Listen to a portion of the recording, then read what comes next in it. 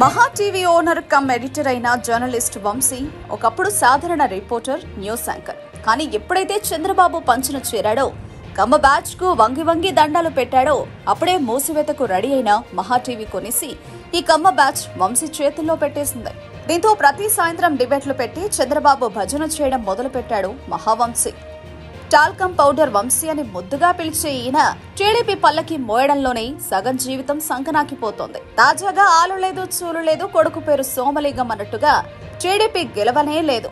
అప్పుడే మంత్రివర్గ కూర్పును మహా టీవీ స్టూడియోలో ఉండి వంశీ తయారు చేశాడు. చంద్రబాబు సీఎం అవుతారని ఆయన కేబినెట్ లోకి ఇటు పావల పవన్ కళ్యాణ్ ను, పప్పు లోకేష్ ను తీసుకోవడం లేదని సెలవిచ్చాడు. పవన్ కళ్యాణ్ ను కేంద్ర మంత్రి వర్గంలోకి తీసుకుని మోదీ కేబినెట్ లో కేంద్ర మంత్రిగా చేయబోతున్నారని మహావంశీ అప్పుడే తేల్చేశాడు. చంద్రబాబుకు పోటీగా ఉండొద్దని ఈ వంశీని తప్పించాడు. అంతేకాదు, బీజేపీలో జనసేన, తెలుగుదేశంను విలీనం కూడా చేసేశాడు.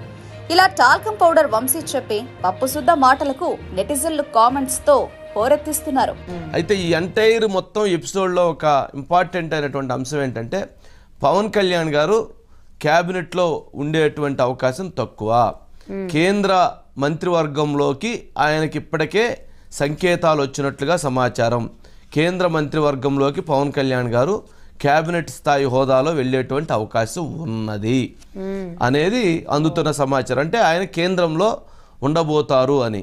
అదే విధంగా ఎవరైతే నారా లోకేష్ కూడా ఇప్పుడుండేటువంటి క్యాబినెట్లో ఉండకపోవచ్చు అని.